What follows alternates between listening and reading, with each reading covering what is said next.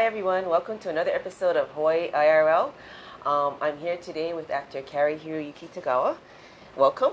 Hello. Now, I understand that you have a lot of stuff going on. You have this new online workshop launching. Yeah, it's part of the pre-launch for a social network or a social community called Tagawa Ohana, and be doing live broadcasts and a lot of things that I hadn't had time to do, you know, with as much as I've been working, and it's really who I am. Yeah.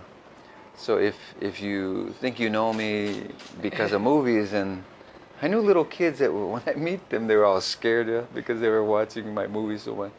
But this part of it is all me. It's most people don't know I was a healer before I came to Hollywood. Probably the only healer ever in the history of Hollywood to step in, yeah.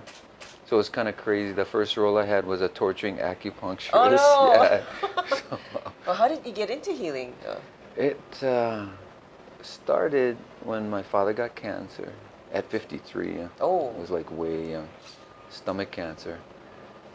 And just the frustration I had from watching him at such a young age pass was horrendous. So I started looking into the basis of diseases, and you know, realized even then that Western medicine was not moving very far, very quickly. Yeah.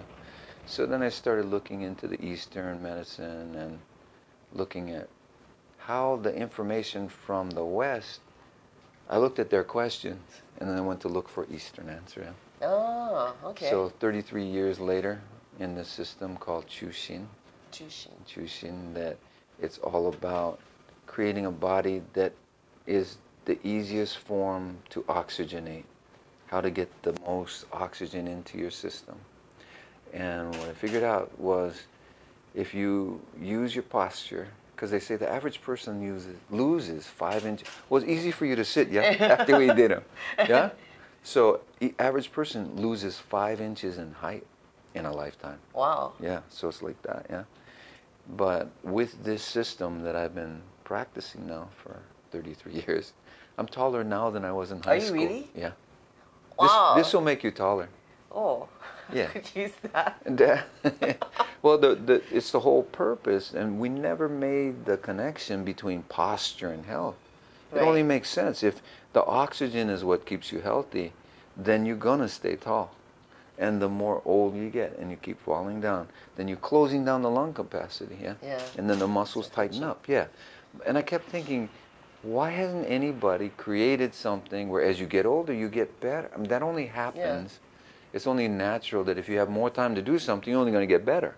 But if you don't do anything, then it gets worse, yeah. So 33 years of figuring out the simplest way to do it, and so that will be part of the social network, the Tagawa Ohana. Oh, neat. Yeah. Neat. Then I have this other part called ninja sports. Ninja sports. Yeah. So I get to learn how to be a ninja? There you go. Yeah. And then you don't stress out so much. Oh, I could use that. Yeah, well, the ninja like that. You got to stay calm. And really, there were deep breathing kind of exercises they did too.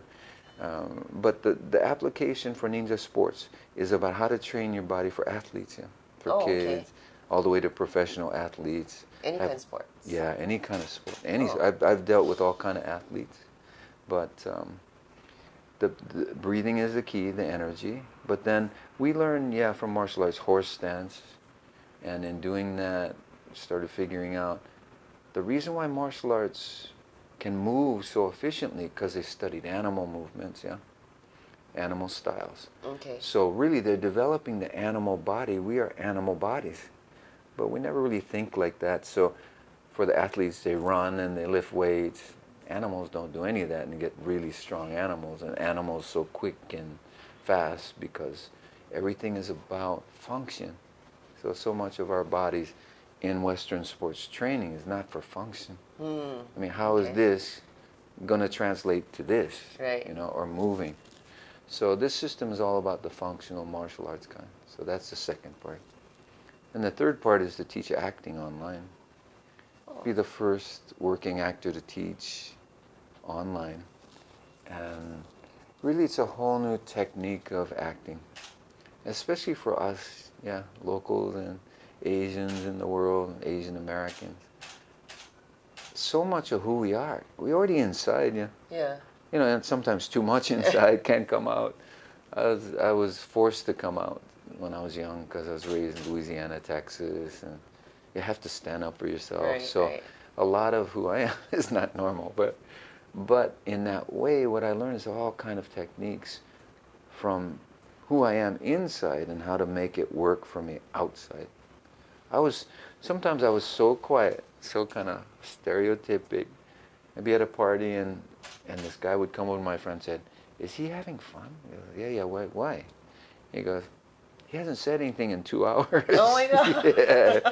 So you go, yeah, he's having fun. Don't leave him alone, you know. That's how he has fun. Yeah, just kind of watching, you know, people have fun.